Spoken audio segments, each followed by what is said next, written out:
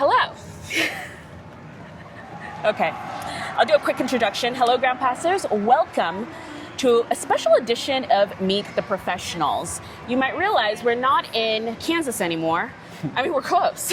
We're in Mason, Ohio, and we are at the Cincinnati Open. I'm here with Brian. Brian, introduce yourself. I'm Brian Garber. I'm currently the coach of Ethan Quinn, and we are here at a Masters 1000 in main draw, so I'm very excited about that. Awesome, awesome. Now, Meet the Professionals, I always say it's a series where we talk to people who are not tennis players but work around tennis. So you are a coach, and I want to start from the beginning. So what is your earliest memory of you were little and you were like, okay, I want to be this when I grow up? It's funny because I always tell people I never ever wanted to be a coach, and my mom found a journal or a paper I wrote in the 8th grade saying that, and this is when I had just started playing tennis. I didn't want to grow up to be a tennis player. I wrote a full paper about wanting to become a tennis coach when I grew up. Wait, and really? I pretended that didn't exist, and my mom found it like 2 years ago and sent it to me, and I was like, oh my gosh. So I come from a family of coaches. Like my granddad was a trainer in the NBA. My dad coached professional hockey, and you're around it from the time you're so little. And in college, I was a bang average to below average player, and ended up finding that I enjoyed helping my teammates more than I did myself. So it's kind of always been a thing for me that I fought it. I don't want to coach tennis. I don't want to coach tennis. I worked for 1 year after college in not tennis, and I said, yeah, I think I'm going to try to coach tennis. So, okay, we skipped ahead a little bit, but between sort of you being in denial and that is actually very awesome that your mom found this letter. It's like the subconscious knows.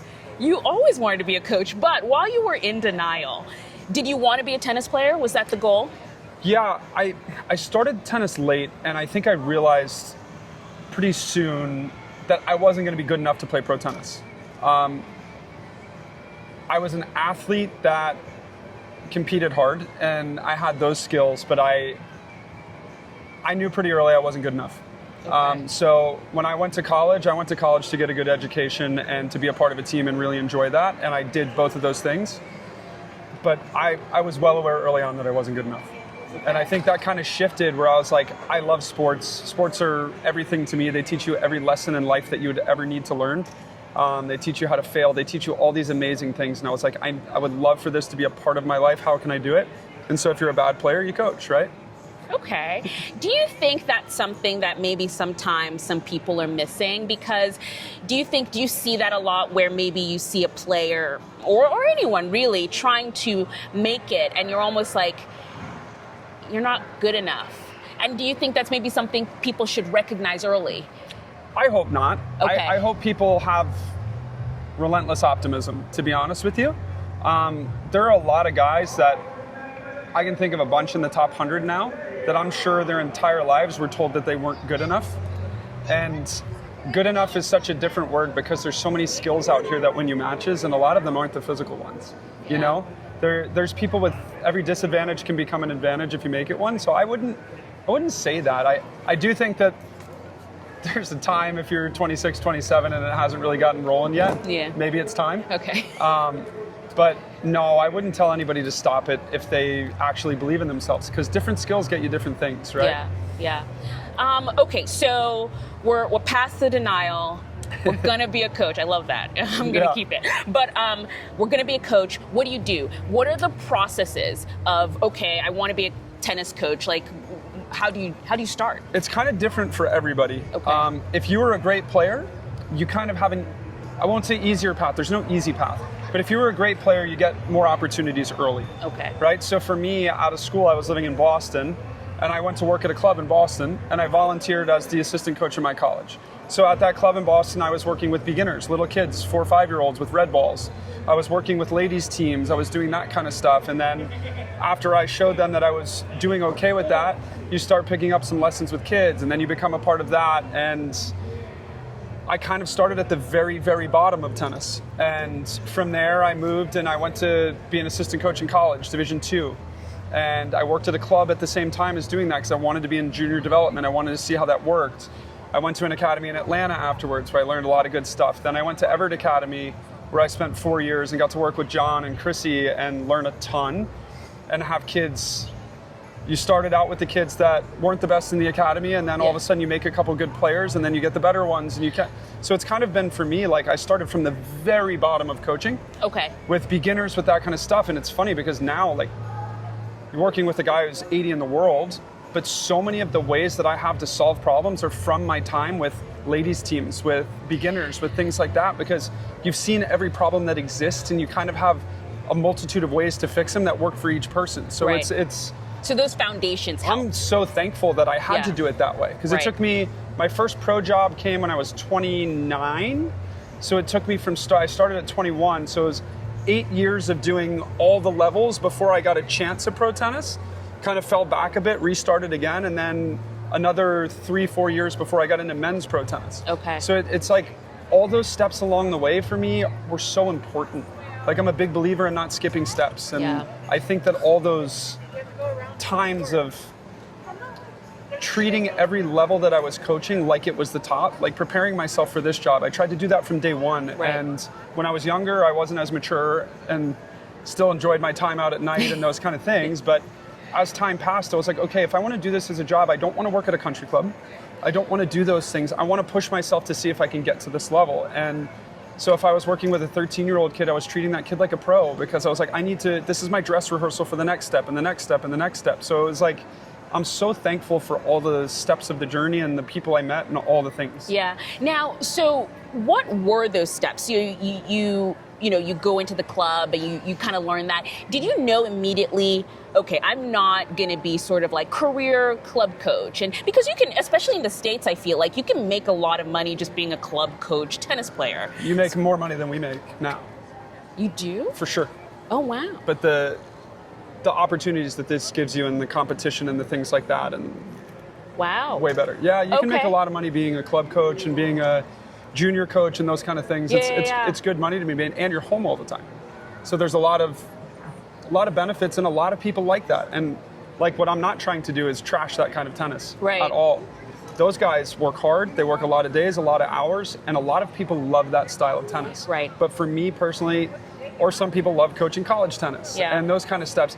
I didn't love either one of those. This is what I wanted to do. And I was like, this is for me. I have buddies that coach at clubs that love it and are great at it and better at that than I am. Right. And so it's like, that's what's cool about the sport is there's so many ways to work in it, even just as a coach. Yep. So, but you clearly decided that wasn't for you. What was that choice? You wanted the competition?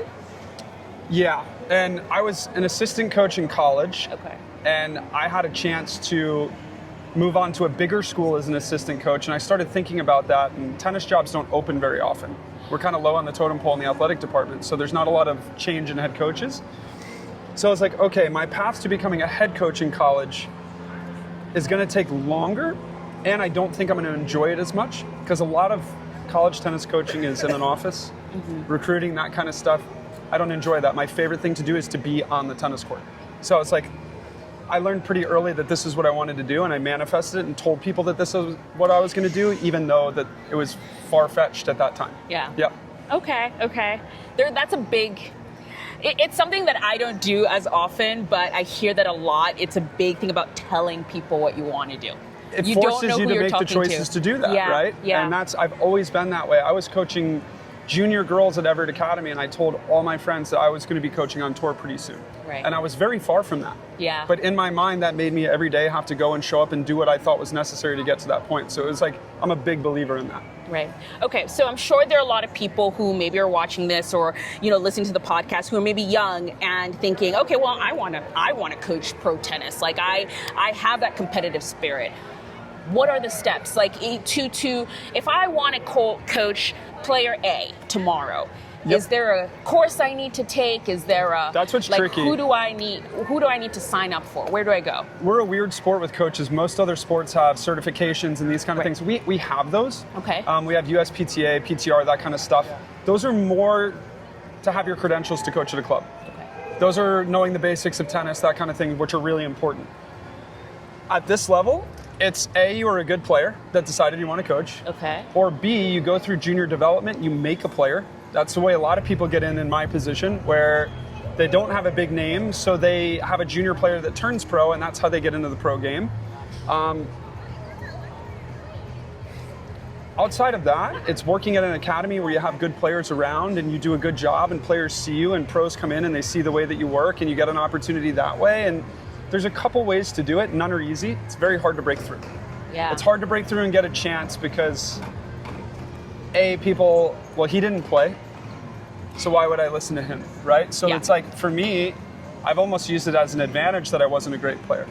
It's like, I'm not a great player. I'm not going to go out there and tell you I've been on center court before, but what I do know is I've coached really hard to get to this point, right? So there's a couple ways to do it. The best thing is, a lot of people need to know if they want to do this job how not glorious it is for the long, long time. The futures and the challengers now are much better, but going to futures and those things, if you think it's going to be glorious and fun and you're going to have fans and all, no, that's not the case. You're grinding. You're doing it because you love it. Yeah. And you're working harder and spending more weeks away from home than you ever imagined.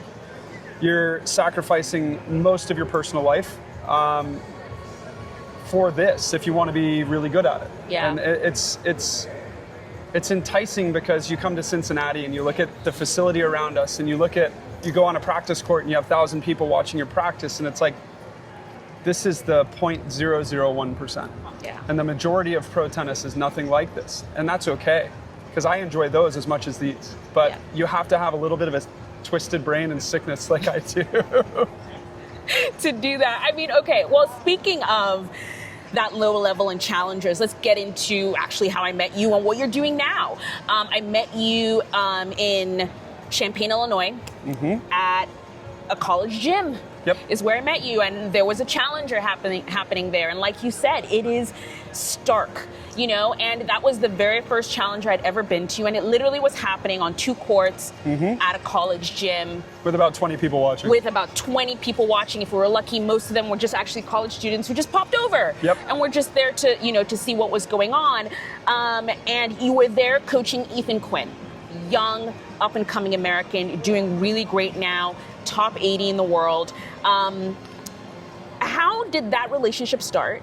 And, let's start there first. How did that relationship start? How did you get together? So Tommy Paul's coach, Brad Stine, is my mentor and one of the most important people in my life. He's done a lot for me. I've worked hard for him, and he's done a lot for me. I've worked with him on projects in the past. Ethan is his baby. Ethan came from Fresno, from his home club. Ethan's first experience of tennis coaching came from Brad. Okay. When Brad was off the road and Brad had an academy at home, Ethan is one of the success stories from his academy. So he's Brad's baby. And when Ethan decided to turn pro, Brad and I had met Ethan a few times. I'd taken care of him when he came down to Boca for a few days, and we had kind of started to build a little bit of a relationship. And when he decided to turn pro after the US Open, we had kind of talked about me starting with him over the preseason. And after the US Open, Brad called me and he said, I want you to start now. And tomorrow. I wasn't ready for that because I was still coaching Alex Kovacevic, who's like family to me, one of my best friends, and who I had just done this whole process with. Taken from the 200s to up into the top 100, and I was really enjoying that, and Kova's like still to this day one of my best friends. Yeah. So that was a hard one, but Kova kind of understood that my joy in the job really comes from developing, and it was a big developmental project, and I was like, okay, like this is I think what I need to do next. Kova, you're pretty good right now, so that's kind of how that started, and it was really interesting to start, because I went from a kid who was basically my brother to a kid I didn't know anymore. Yeah. And it's like so much of my coaching is based on relationships. And I was like, okay, now I have to get this kid to trust and believe me and believe what I'm saying and what I want him to do. And I have to do it quickly. Yeah. Right? And that's something that takes time. So it was an interesting start. That's part of coaching though? The right? biggest part. Yeah. Building that relationship. Building trust, I think. It's like, if you start with somebody and you go dictator mode and tell them what to do and this is how you should do it and I'm always right, that wears out quick. And I think you start going in one ear and out the other. And I did a lot of listening with Ethan for the first few months. I wanted to hear how he communicated, what he felt when he was on the court, all of those things. I did a lot of my coaching with him at dinner and at lunch and off the tennis court. And I wanted to see how his brain worked and what made him excited and what he didn't enjoy and those things. Because once you learn that, I still think most of my coaching with him comes off the court. I'm prying and poking and doing things all the time. And he started to learn it a little bit more now. Yeah. But that's how you gain trust. You gain trust in somebody's morality first and the type of person they are and in their character. And I think when you can trust those things, you can really start to do work. Yeah. Would you say, as a coach, you're more of, especially the person that you are and who you're coaching, because you're coaching someone who's young. Mm-hmm. Ethan is now, what, 22? Just turned 21. He's a baby. I know. And so you're coaching someone young, new to the tour. Mm-hmm. Do you see yourself as part parent? As a coach? Yes, very much so. The good thing is Ethan's pretty mature off the court. Like, I don't have to chase him around. Like, he is a professional, almost sometimes too much. Right. He does all the right things on a day-to-day basis. So, like, we have no qualms with him over things like that. Yeah. But funny things, like, Ethan has an apartment about 10 minutes from my house at home. The things at home that I have to deal with are hilarious. Okay. I got home, my AC's frozen. What do I do? I'm in the Costco gas line, and it's like, how do I do this? Like, no, so I'm parent in a lot of different ways. An older like that. brother? I honestly think it's more like old brother. Right, yeah. right, and he has an older brother, Garrison, who's a great kid. But, like, I'm his brother away from home. Right. Yeah. So our interactions are hilarious, actually. But, like, even with my wife now, like, he's a part of our family. Right. Like, he texts my wife for advice all the time on all sorts of stuff, and I have no idea that he's doing it. So, right. Yeah. Wow. So, I mean, it seems like, and you know, I could interview different coaches and they'll all have different sort of takes depending on who they're coaching when. But it seems like being, I don't know if you have an experience in any other sport, but we're specifically talking about tennis here. But it seems like being a tennis coach, it's not just balls and strikes. Yeah, and I think some people treat it that way, and that's okay. There's definitely coaches out here that they show up, they get their paycheck for the week, and they go out, they make sure you have great practices, and they make sure your tactics are good for your matches, and that's the way that they treat the job, and there's nothing wrong with that. The way I like to work is different from that. It's a family thing for me. It's relationship based. And we're lucky we have a family that extends past just Ethan and I. It's with Brad and Tommy and Kova and Damien. Kova's coach now, and like all of us are pulling for each other, helping each other out. Spending time off the court together, and we've created a family feel where we have people to lean on, and this job's lonely. It's very lonely. If you treat it just as a on-court job, it's lonely. And I'm a big relationship guy, and I understand some people aren't and do a great job too. So there's two ways, like anything, there's a lot of different ways to do it. This is the way I choose, and I don't think I would take a job that I didn't think could become this way. Okay.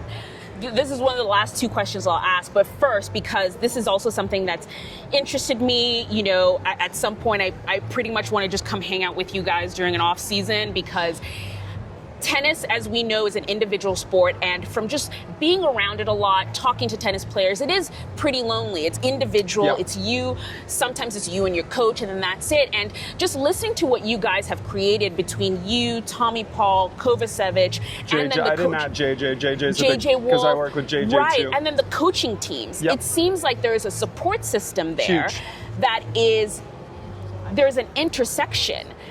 What is that intersection? How does it work? Is it informal? Is there formality? Do we have a name for it? I have named it. We don't. I named it the Compound. I would like to be invited into the Compound. The Boca Raton Compound? I would like to come. But what is it? You know, it's the first time I've ever seen something like this in pro tennis. Okay. I don't think it's a normal thing. I think you have the top of our pyramid, which is Tommy and Brad, are the ones who kind of, when the top guy is the one who welcomes this atmosphere, it's very easy for the ones below to. Because a lot of time it's, I don't want to give this guy information, we're competing with each other, we're doing this, and the same with coaches. There's, between Hugo, Armando, Brad, myself, I don't think there's much of an ego involved. We all want each other to do well. Tommy wants Ethan to do well, wants JJ to do well, wants Kova to do well, we all want each other to do well, and it kind of works because they're all at little different ranking spots. I still think if they were close in ranking, it would be the same, but it's more the people than it is, it's informal. It's informal that feels formal. Like we have a group text that fires off all day. Everybody, we actually don't congratulate players when they win, we congratulate the other coach and tell them what a great job they did. Oh. And the players enjoy that too. Yeah. Like the second Ethan gets off the court if he won, I get a text from Hugo, Brad, Tommy, great job Brian, and no mention of Ethan. And we do the same when Tommy wins. And it's just like we don't take ourselves too seriously, you know? We work our butts off. We work as hard as anybody. We try our best to simplify the game for our guys and make sure that they know exactly what they're trying to do. And we do everything the right way in our eyes, but we don't take ourselves too seriously. Right. And I think it's a big part of it because there's a lot of people walking around here who think they're pretty awesome. And I think that we just want to be normal people that do a really good job at what we do. Right, right. So last question for me, you know, either there's a young kid out here listening to this or maybe even someone older who wants to get into coaching, loves tennis, wants to get into it. How do they start? There's so many ways. Most cities have rec departments that are running clinics for kids that are things that are not too formal where you have to know everything. Volunteer at those, see how it goes. That's how I started. When I was in high school, I was volunteering at a thing down in the park where we had 30 kids on a court and we were running drills and I learned how to feed. And that was really important. We did that. And from there, I had a couple kids that I taught lessons to. I didn't charge very much money because I was learning too. Yeah. And so there's a lot of ways that you can start doing that and you don't have to have been a great tennis player. Yeah. You have passion for the game and you love it. The amount of people that I know that work at clubs that weren't great players but are everybody's favorite coach at the club because they bust their butt, they know their stuff. Like there's a lot of ways to learn this sport that aren't from being a good player, right? Yeah. So I think there's a lot of ways to get into coaching, and I think anybody who wants to become a tennis coach probably has played tennis, right? So hopefully you already have a head start there if you've done that. And it's more willingness to learn. Like my first few years I spent, when I was at Everett, the pros all came to train there. I spent my lunch breaks every day watching the pros practice. I was listening to what their coaches were saying. I was watching what they were looking at, seeing, and I was like, if I'm at a place like this and I don't take in as much information as I can, I'm crazy. So that's my advice is, whether it's a high-level adult that's playing somewhere, watch. Yeah. Watch and learn. Yeah. Like, have your ears open, listen, take in everything you can. And you start to formulate your own opinions that are just stolen from a lot of other people, right? Yep. Yeah. Awesome. Brian, this was great. This was awesome. I really hope I can come to the compound. You're coming. Soon. You're welcome. Anytime. You're welcome anytime. You guys seem super chill. I'm like, we why try don't we to just be. go hang with you guys and train? Yep. Train. Yep. Awesome. Thank you so much. Thank you.